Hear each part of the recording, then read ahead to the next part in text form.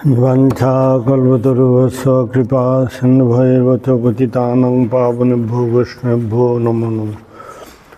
नमो ब्रह्मण्य देवाय गो ब्रह्मण्य हिताय च जगद्धिताय कृष्णाय गोविन्दाय नमो नमः।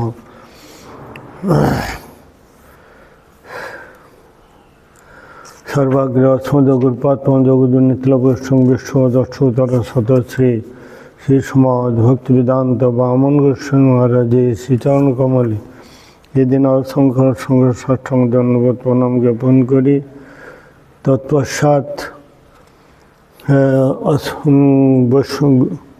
रूपानुग गुरुवर्गेर चरण यथार्घ्य प्रणाम निवेदन करी एवं तादेर शुभ आशीर्वाद प्रार्थना करी।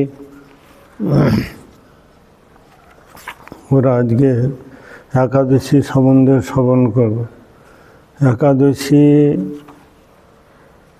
সম্বন্ধে বলতে গিয়ে বলছেন যে ব্রহ্মবিবর্ত পুরাণে একাদশীতে অন্ন ভোজন নিষেধ কেন, সেই সম্বন্ধে বলতে গিয়ে বলছেন দেবর্ষি নারদকে নারায়ণ বলছেন যে একাদশীতে সকল প্রকার মহাপাপ অন্নকে আশ্রয় করিয়া থাকে। যে মন্দবুদ্ধি ব্যক্তি একাদশীতে অন্ন ভোজন করে সে ইহলোকে মহাপাপী বলিয়া পরিগণিত হয় এবং মৃত্যুর পরে একাদশী পরিমিত সংখ্যক যুগকাল কুম্ভীপাক নামক নরকেতে অবস্থান করত চণ্ডাল যোনিতে জন্মগ্রহণ করে এবং সপ্তজন্ম গলিত কুষ্ঠ ও বহু যন্ত্রণা ভোগের পর ব্যাধিতে গলিত কুষ্ঠ ব্যাধিতে বহু যন্ত্রণা ভোগের পর মুক্ত হতেও পারে, না হতে পারে, সেটা ব্রহ্মা বলছে। অতএব একাদশীতে কি কৃষ্ণপক্ষ কি শুক্লপক্ষ উভয় পক্ষে একাদশীতে অন্ন ভোজন নিষেধ। সেই সম্বন্ধে একটি কাহিনী বলছেন কি না,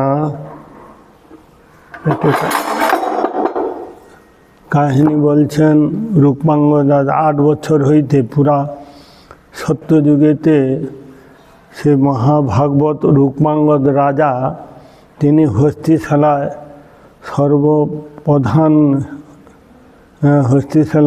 সর্বপ্রধান হস্তিপৃষ্ঠে ঢক্কা বাজাইতে বাজাইতে রাজ্যের মধ্যে ঘোষণা করিলেন 8 বছর হইতে 80 বছর পর্যন্ত যে কোনো ব্যক্তি যদি আমার রাজ্যে একাদশীতে অন্ন ভক্ষণ করে তাহলে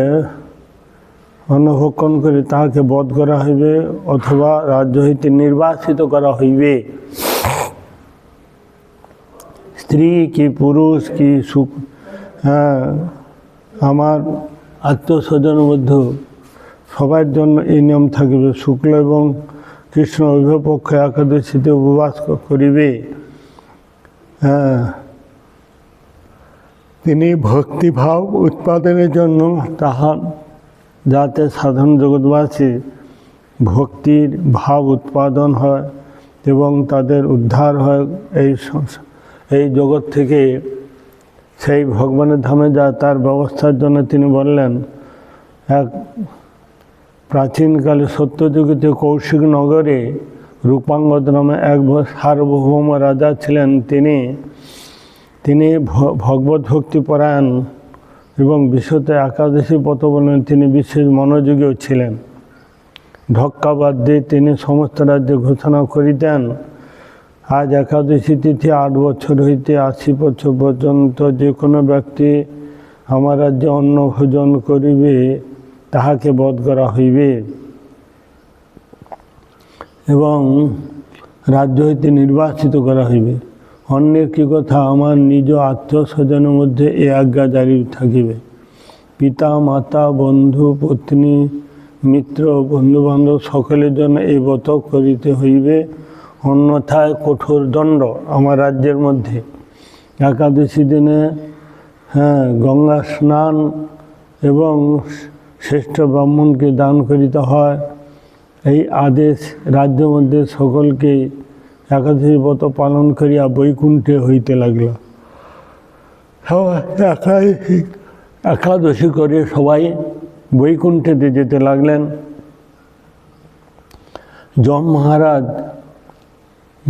একেবারে কর্মশূন্য হয়ে পড়লেন এবং হিসাবরক্ষক চিত্রগুপ্ত লেখাপড়া কার্য হইতে অবসরপ্রাপ্ত হইলেন। সবাই যদি বৈকুণ্ঠে চলে যায় তাহলে পাপ পুণ্য আর হিসাব কী করে হবে? তো সেই জন্য একদিন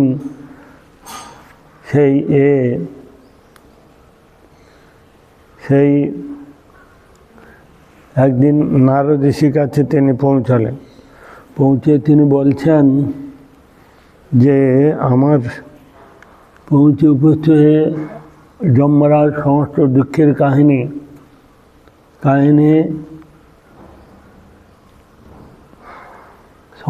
দুঃখের কাহিনী শ্রবণ করালেন। তাতে নারদ ঋষি একটু চিন্তা করে তিনি নারায়ণের কাছে গেলেন।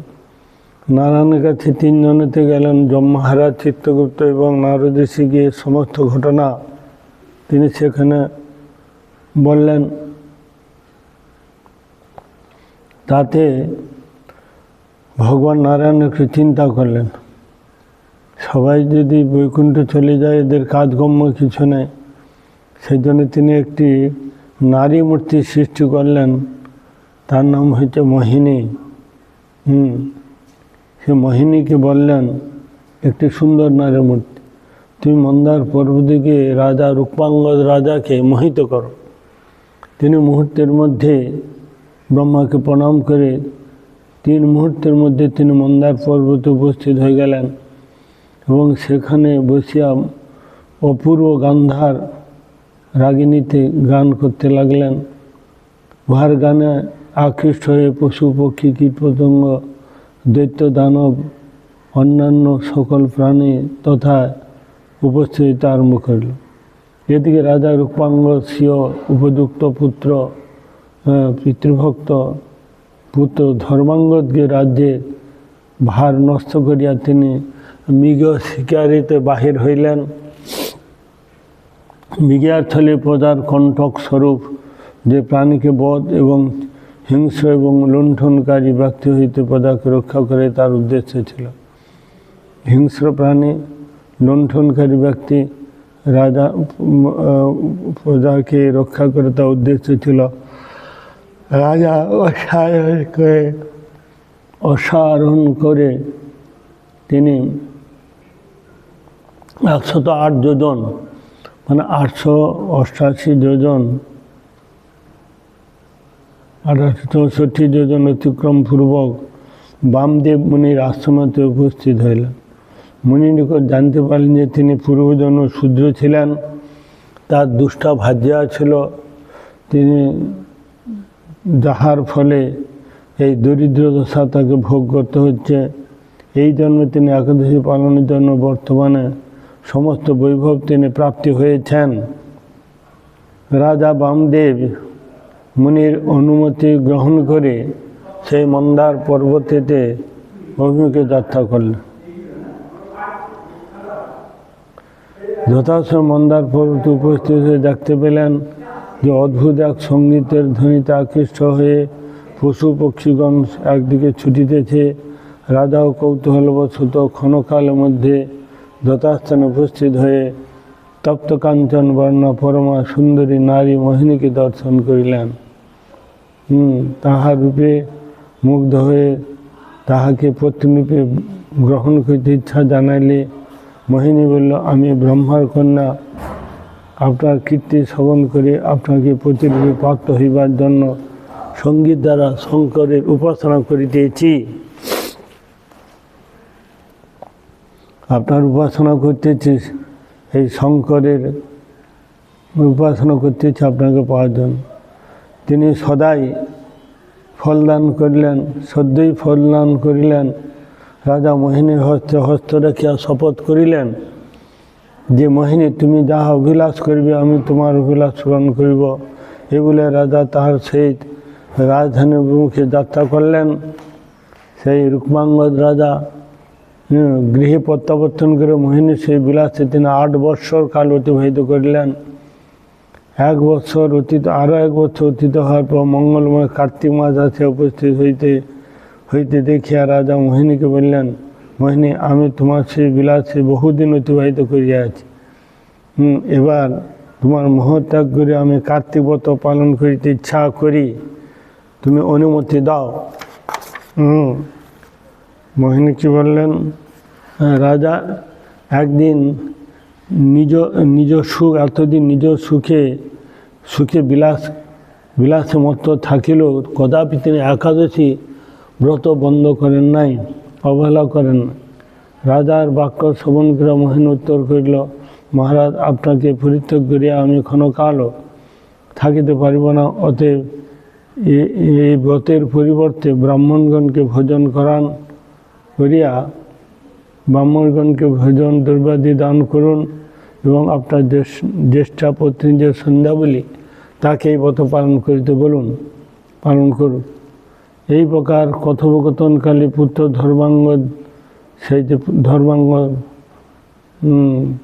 সেই ধর্মাঙ্গের একাদশী দিনের বাদ্য ঘণ্টা,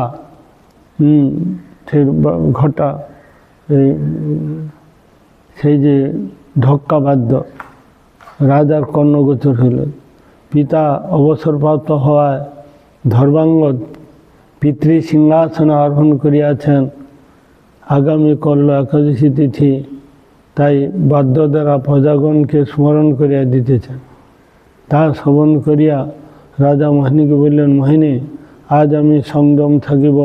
তোমার আজ্ঞা কার্তিক ব্রত পালনে সন্ধ্যাবলীকে নিযুক্ত করিয়াছি, কিন্তু একাদশী ব্রত আমি নিজে করিব। তুমি আমার সহিত সংযতভাবে এই ব্রত পালন কর। মোহিনী রাজবাক্য শ্রবণ করে বলল, রাজন, একাদশী ব্রত পালন অবশ্য কর্তব্য, কিন্তু আপনি আমার নিকট মহুয়া বনেতে শপথ করিয়া বলিয়াছেন, আমি যাহা বলিব তাহাই আপনি সব অবশ্য পালন করিবেন। রাজা বললেন, তোমার চিত্তে যে ইচ্ছা জন্মে আমি তাহাই পূর্ণ করিব। উত্তরে মোহিনী বলল, তা হইলে আমার ইচ্ছা আপনি একাদশী না করিয়া ভোজন করুন। যদি আমার কথা রক্ষা না করেন তবে প্রতিজ্ঞা ভঙ্গজনিত পাপে ঘোর নরকে পতিত হইবেন। রাজা পুনরায় বললেন, কল্যাণী, আমার ব্রতভঙ্গ করিও না। ইহার পরিবর্তে তুমি যা ইচ্ছা করবে আমি তাই প্রদান করিব। একাদশীতে কোনো প্রাণী অন্ন ভোজন করিবে না, ইহা আমি তো নিজেই প্রচার করিয়া কিরবে তা বিপরীত আচরণ করিব। যদি ইন্দ্রের তেজ যদি ক্ষীণ হইয়া যায়, সমুদ্র যদি শুকাইয়া যায়, অগ্নি তার উষ্ণতা ত্যাগ করে, তথাপি রাজা এই রুক্মাঙ্গদ একাদশী ব্রত ভঙ্গ করিবে না। রাজার বাক্য শ্রবণে মোহিনী ক্রোধে জ্বলিয়া উঠিল এবং বলিল, রাজন, আমার বাক্য স্বীকার না করলে তুমি ধর্মভ্রষ্ট হইবে, ধর্ম থেকে তো ভ্রষ্ট হইবে, আমি পিতৃস্থানে চলিয়া যাইব। এই বলিয়া মোহিনী গমনোদ্যত হইল। এমন সময় ধর্মাঙ্গদ ছেলে সেই উপযুক্ত সেই ধর্মাঙ্গদ আসিয়া তাহার গতিরোধ করিল, রুদ্ধ করিল এবং মাতা মোহিনীর নিকট সমস্ত বৃত্তান্ত শ্রবণ করিল। পিতা পুত্রের প্রার্থনা বাক্যে উত্তেজিত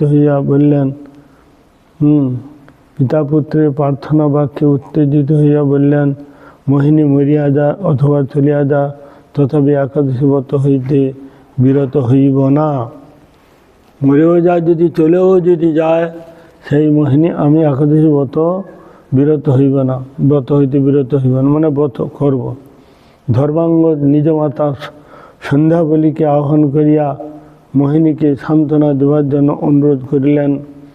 সন্ধ্যাবলীর শত অনুরোধ মোহিনীর মন দ্রবীভূত হইল না। সে বলিল, রাজা যদি একাদশী ভোজন না করেন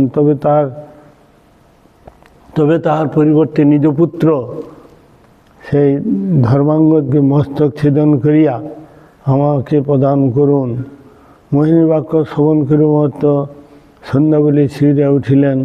পরে রাজাকে বললেন, মহারাজ, আপনি ধর্মহানি অপেক্ষা পুত্রের প্রাণ নাশ করাই শ্রেয়। ধর্মহানি করলে সমস্ত নষ্ট হয়ে যাবে, তুমি তার থাকতে পুত্রের প্রাণ নাশ করাই শ্রেয়। পিতা অপেক্ষা মাতার স্নেহ শতগুণ অধিক, কিন্তু আজ মাতা হইয়াও স্বামীর প্রতিজ্ঞার ভঙ্গে ধর্মহানির আশঙ্কায় সত্য পালনের জন্য পুত্রের মমতা জলাঞ্জলি দিতেছি। আপনি স্নেহ মমতা ত্যাগপূর্ব পুত্রকে বধ করুন। স্ত্রী বলে দিলেন। সেই সময় রাজপুত্র ধর্মশীল ধর্মাঙ্গদ মোহিনীকে সম্মুখে দণ্ডায়মান হইয়া বললেন, ভাবিনি তুমি আমার বদরূপ বর গ্রহণ করো, তুমি আমার বদরূপ বর গ্রহণ করো।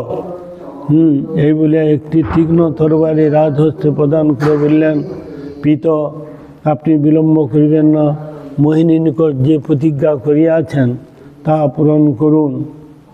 আপনার হিতের জন্য আমার মৃত্যুই শ্রেয়। তখন মোহিনী পুনরায় বলল, একাদশীতে ভোজন করো, পুত্রবধ করিতে হইবে না, অন্যথায় পুত্রবধ করিতে হইবে।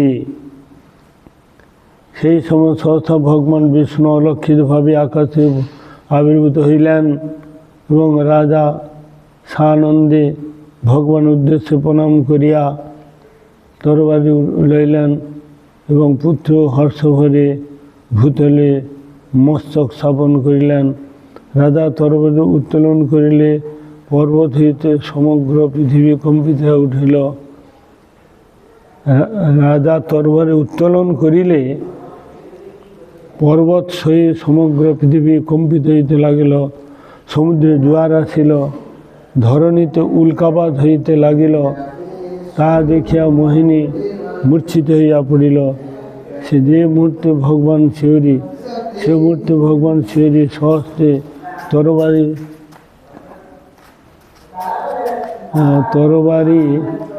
ধারণ করিয়া কহিলেন, রাজন, আমি তোমার প্রতি বিশেষ প্রসন্ন হইয়াছি।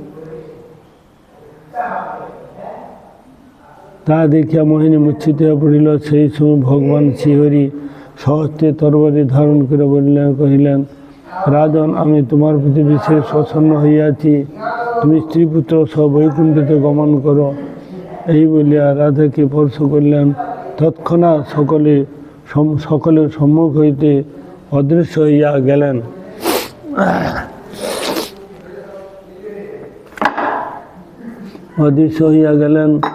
অহো, একাদশী ব্রত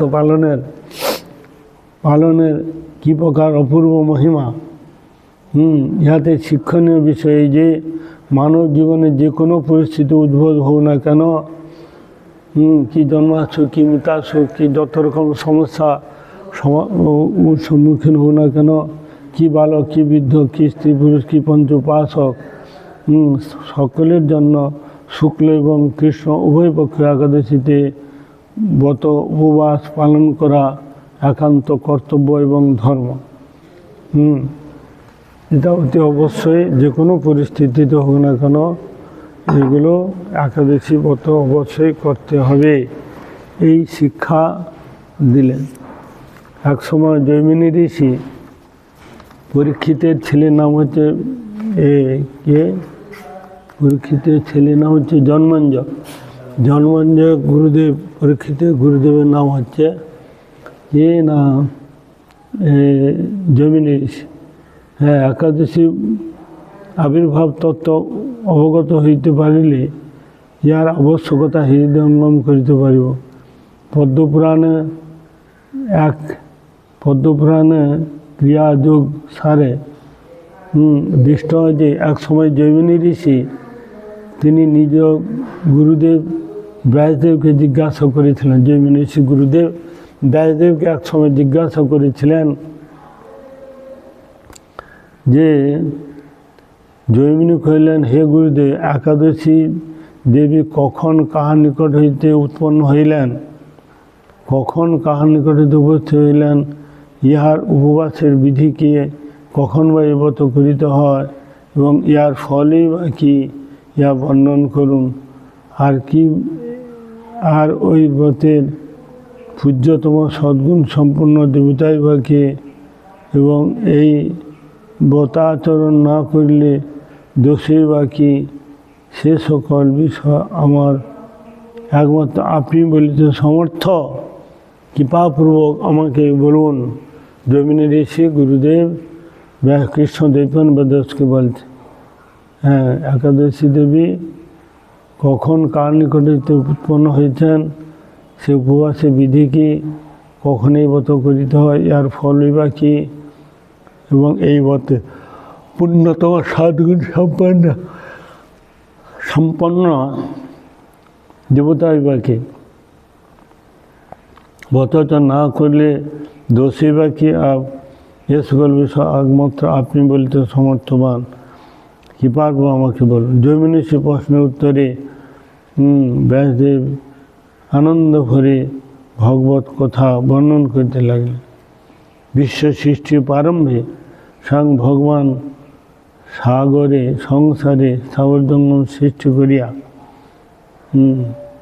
ভগবান সংসারে স্থাবর জঙ্গম সৃষ্টি করিয়া মর্তলোকবাসী মানবগণের শাসনের নিমিত্ত একটি পাপ পুরুষ পাপ মূর্তি নির্মাণ করিলেন।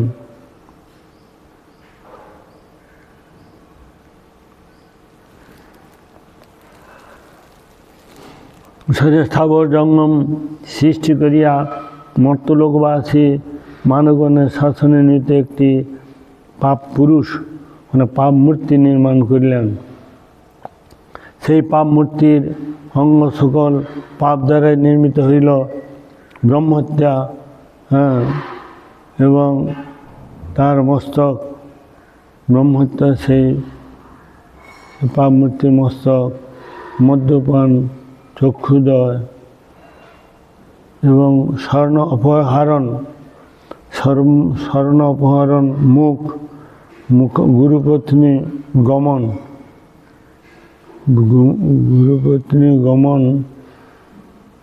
এটা যে কর্ণদয়,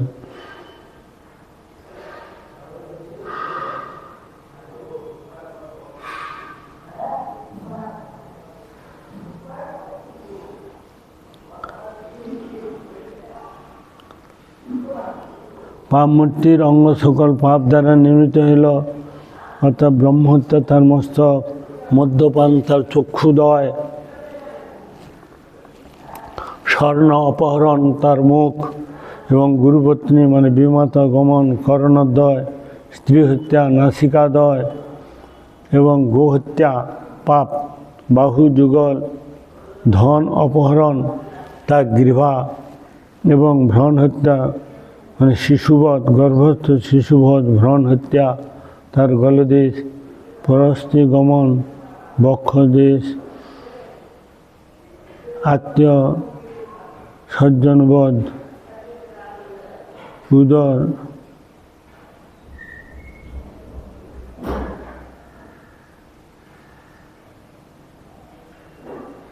আত্মীয় স্বজন বধ উদর, শরণাগত বধ নাভিদেশ, এবং আত্মশ্লাঘা অহংকার কোটিদেশ, গুরু নিন্দা উরুদয়, কন্যা বৃক্ষ কৃষ্ণদর, গুপ্তকথা প্রকাশ মলদ্বার,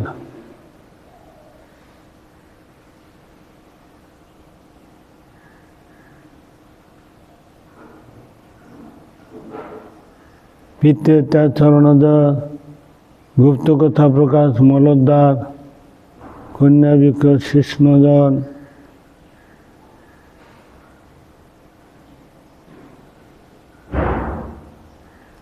গুপ্তকথা প্রকাশ মলদ্বার, পিতৃহত্যা চরণোদয়, উপপাতক সকলতা রোমাবলী। এইভাবে সমস্ত পাপ দ্বারা বিশাল দেহ এক ভয়ঙ্কর পাপ পুরুষ নির্মিত হইল। শিষ্টকায় এই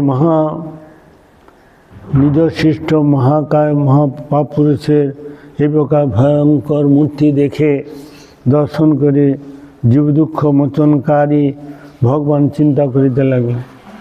সেই মহাপুরুষের সে ভয়ঙ্কর মূর্তি দর্শন করে জীব দুঃখ মোচনকারী ভগবান চিন্তা করিতে লাগলেন।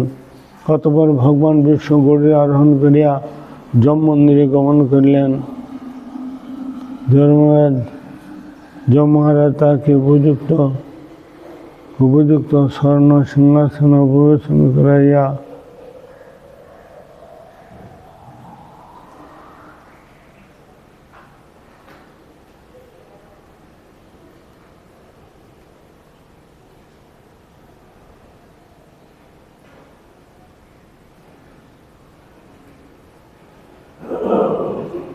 শিষ্টকাল সেই পুরুষের ভয়ঙ্কর মূর্তি দর্শন করে জীব দুঃখকারী আনন্দকন্দবরাজ নন্দন সেই শ্যাম সুন্দর অধ্যজ্ঞান পরতত্ত্বপজি নন্দন সে মোচনকারী ভগবান চিন্তা করিতে লাগলেন। ভগবান বিষ্ণু গরুড় আরোহণ করিয়া যম মন্দিরে গমন করলেন। যম মহারাজ তাকে উপযুক্ত স্বর্ণ সিংহাসনে পরিবেশন করাইয়া পদ্ধতির দ্বারা তাহার যথাবিধি পূজা করলেন। তদ্বিধি পরিপাতেন পরিবেশন সেবা উপদেক্ষিন্দিতে জ্ঞানং জ্ঞানং তত্ত্বদর্শিনঃ।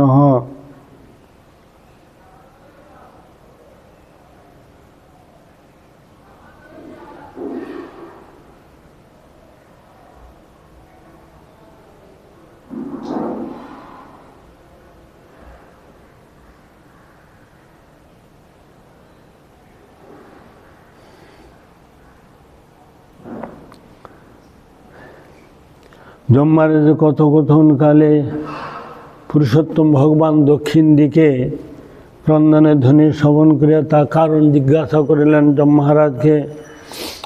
যম মহারাজ উত্তর বলিলেন, হে দেব, হে ভগবান, পাতকী মর্ত্যজীবগণ নিজ কর্মদেশে অত্যন্ত দুঃখজনক নরক ভোগ করিতেছে। পাতকী মর্ত্যজীবগণ নিজ কর্মদেশে অত্যন্ত দুঃখজনক নরক ভোগ করেছে। ইহা শ্রবণ করিয়া শ্রীকৃষ্ণ সহসা তথা উপস্থিত হইলেন। সেই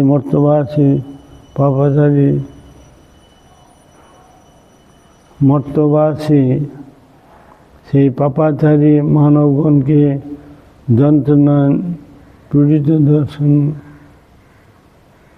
পীড়িত দর্শন করত তার হৃদয়ে দ্বার উদ্বেগ হইল। তাই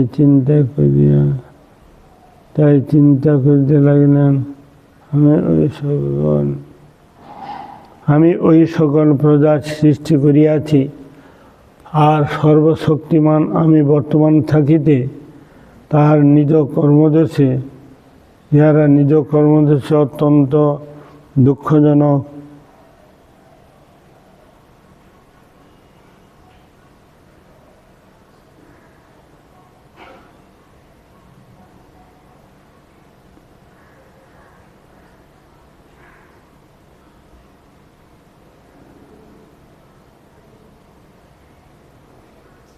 আমি প্রজা সৃষ্টি করিয়াছি, আমি সর্বশক্তিমান থাকিতে তা ইহারা নিজ কর্মদেশে অত্যন্ত দুঃখদায়ক এই নরক যন্ত্রণা ভোগ করিতেছে। এই মনে করিয়া তিনি একাদশী তিথিরূপা তিনি নিজেই একাদশী তিথিরূপা মূর্তি ধারণ করলেন। তিনি একটা সুন্দর মূর্তি ধারণ করলেন। প্রমাণস্বরূপে নিম্নলিখিত শাস্ত্রবাক্য উল্লেখ করা হইয়াছে। করুণাময় ভগবান কৃষ্ণচন্দ্র চিন্তা করিয়া সেই স্থানে সহসা নিজে একটি একাদশী তিথিরূপা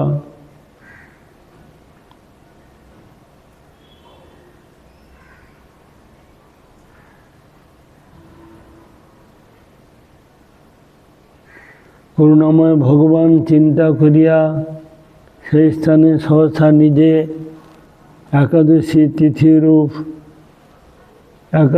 তিথিরূপ মূর্তি ধারণ করে তার বিরুদ্ধ হইলেন।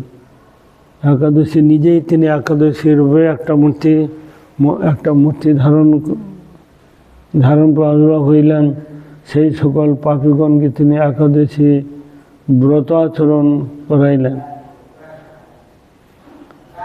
সেই সকল পাপীগণকে নিজ একাদশী ব্রত তিনি আচরণ করিলেন। তাহারা তৎক্ষণাৎ পাপ হইতে মুক্ত হইয়া বৈকুণ্ঠে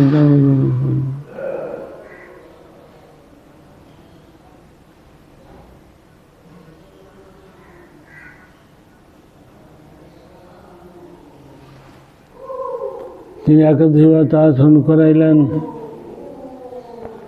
পাপীগণকে একাদশী ব্রত আচরণ করালেন। তৎক্ষণাৎ পাপ হইতে মুক্ত হইয়া বৈকুণ্ঠ ধাম, পরমধাম বৈকুণ্ঠিত কোন সমস্ত পাপী তাপী এই ব্রত করে সবাই বৈকুণ্ঠতে গমন করলেন। সুতরাং এই হে বৎস জৈমিনী, তুমি একাদশী তিথিতে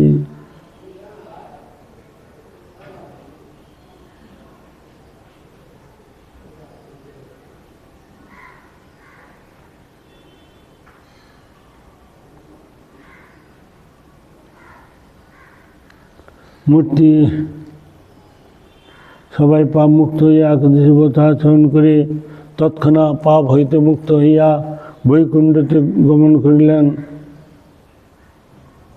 সুতরাং হে দেবিনী ঋষি, তুমি একাদশী তিথিতে পরমাত্মা বিষ্ণু মূর্তি বলিয়া জানিবে। একাদশী তিথি মানে ভগবান নিজে একটা রূপে এই জগতে এসে।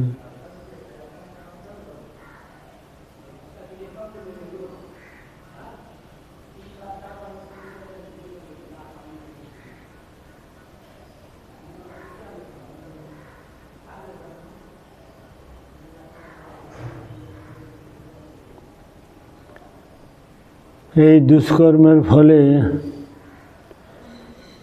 পরমাত্মা বিষ্ণু মূর্তি বলে জানিবে। সুকর্মের শ্রেষ্ঠ ব্রত সকলের উত্তম একাদশী ত্রিভুবনকে পবিত্র করিয়া থাকেন। এই সুকর্মের শ্রেষ্ঠ ব্রত পালনের ব্রত সকলের উত্তম একাদশী ব্রত।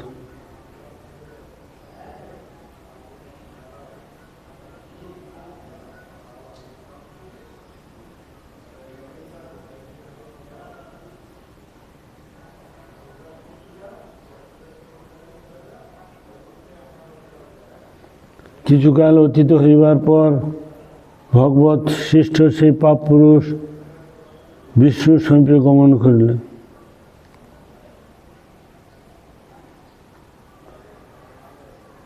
গমনপূর্বক বদ্ধাঞ্জলি হইয়া শোকাতর প্রার্থনা করিলেন, জানাইলেন, হে ভগবান বিষ্ণু, আমি আপনার সৃষ্ট প্রজা, আমাকে আশ্রয়কারী পাপাচারী জনগণের কর্ম অনুযায়ী তাদেরকে দুঃখ আমার কার্য ছিল, দুঃখ দেওয়াটা ছিল আমার কার্য।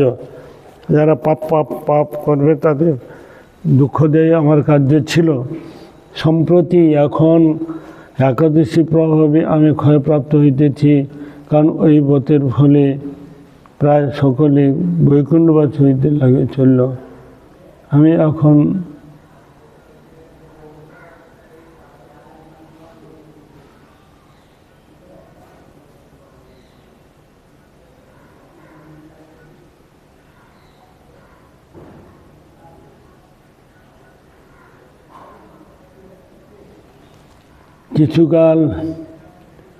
কিছুকাল অতীত হওয়ার পর ভগবৎ সৃষ্ট সেই পাপুরু নিজ বিশ্বসূর্য গমন করিয়া হাত জোড়ে করে বদ্ধাঞ্জলি প্রার্থনা করলে, হে ভগবান বিষ্ণু, আমি আপনার শিষ্য প্রজা, আমাকে আশ্রয়কারী পাপাচারী জনগণের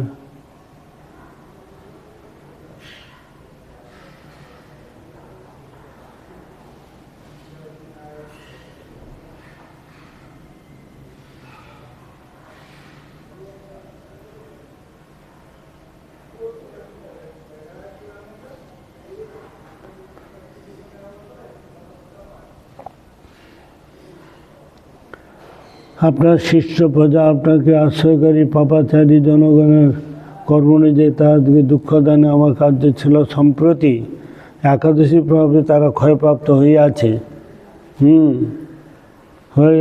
এই ব্রতের ফলে প্রায় সকলে একাদশী বৈকুণ্ঠবাস হইতে লাগলো। আমি এখন তাহাকে আশ্রয় করে বর্তমান থাকিব। আর সকল যে বৈকুণ্ঠে চলে গেলে আপনি কার সহিত মরতে লীলা করিবেন।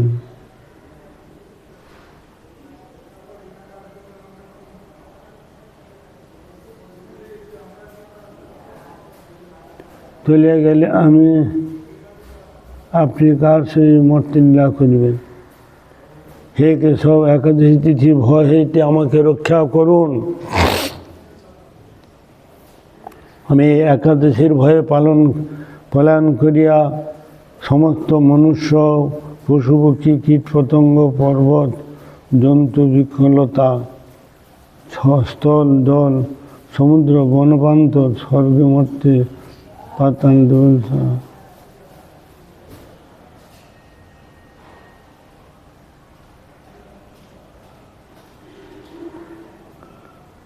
কীট পতঙ্গ পর্বত জল স্থল নদ নদী পাহাড় পর্বত স্বর্গমর্ত পাতাল দেবতা গন্ধর্ব যাদের সকলকে আশ্রয় করিয়াছি। কোথায় নির্ভরস্থান না পাই নাই দেখিয়া আপনার শরণাপন্ন হইলাম। সেই পাপ পুরুষ ভগবানকে বলছেন আপনার শরণাগত হলাম। হে দেবাদিদেব, আপনার সৃষ্ট অনন্ত কোটি ব্রহ্মাণ্ড মধ্যে একাদশী প্রাধান্য লাভ করিয়াছি।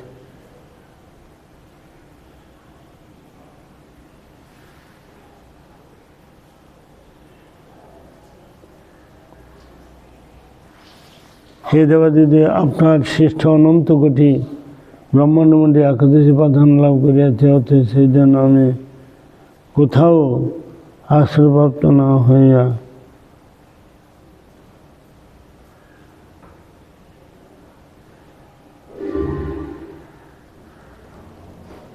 সেই জন্য আমি কোথাও আশ্রয় পাইলাম না। আপনি কৃপাপূর্ব আমার নিকট আমার অভয়স্থান প্রদান করুন। তখন ক্লেশনাশন ভগবান হাস্যবদনে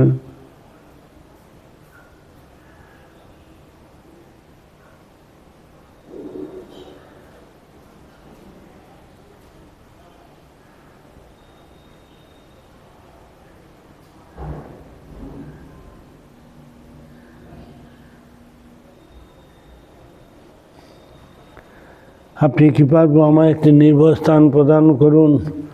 ক্লেশনাশন ভগবান হাস্য সহকারে বললেন, হে পাপ পুরুষ, তুমি দুঃখ করিও না। ভুবন মোহিনী পবিত্র একাদশী তিথি আবির্ভূত হইলে তুমি অন্ন ও রবি শস্যকে আশ্রয় করিয়া থাকিবে, আশ্রয় করে রহিবে।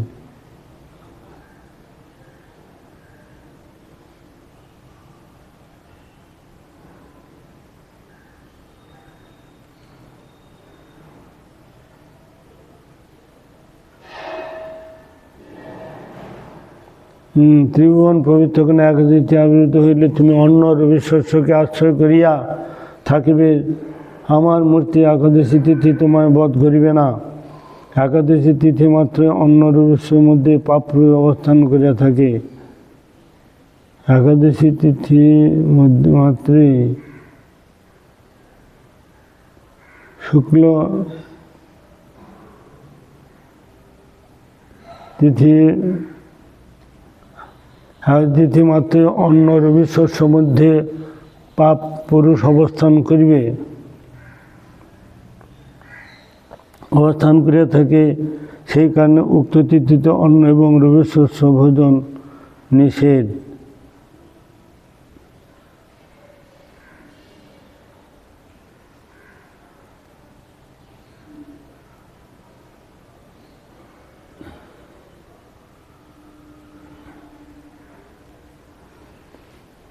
তো রবি শস্য একাদশীতে ব্রত পালনে এইটা হচ্ছে উদ্দেশ্য দেখি না। ব্রত উপবাসের ফলে একাদশী ব্রত উপবাসের প্রকৃত উদ্দেশ্য হইতে ভগবানের শ্রীহরির প্রতি প্রেম ভক্তি লাভ করা। উদ্দেশ্য হইতে আমাদের ভক্তি লাভ করা। শুদ্ধ ভক্তর সঙ্গে ব্রত আচরণে চতুর্বর্গের প্রতি তুচ্ছ বুদ্ধি জাগ্রত হইয়া কৃষ্ণের প্রতি সুনির্মলা ভক্তি লাভ হয়।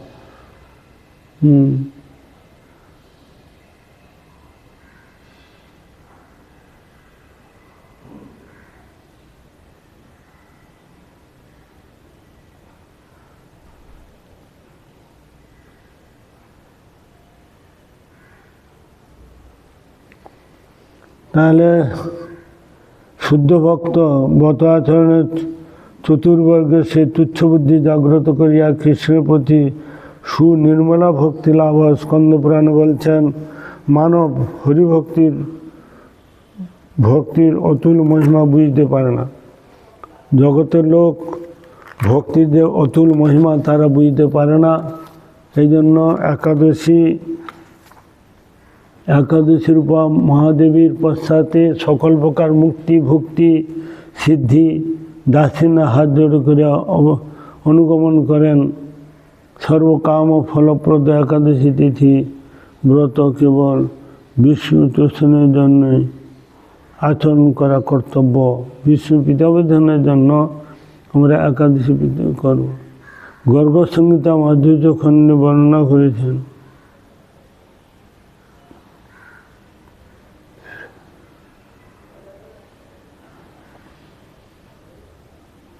সর্বকাম ফলপ্রদ এই একাদশী ব্রত কেবল বিষ্ণু তোষণের জন্য আচরণ করা কর্তব্য। তার পৃথিবীদান সুখদান করাই জীবের একমাত্র কর্তব্য ধর্ম। গর্গ সংহিতা মাধুর্য খণ্ডে শ্রীমতী রাধিকা স্বয়ং শরণাগত যজ্ঞ সীতা এ কথা বলেছে।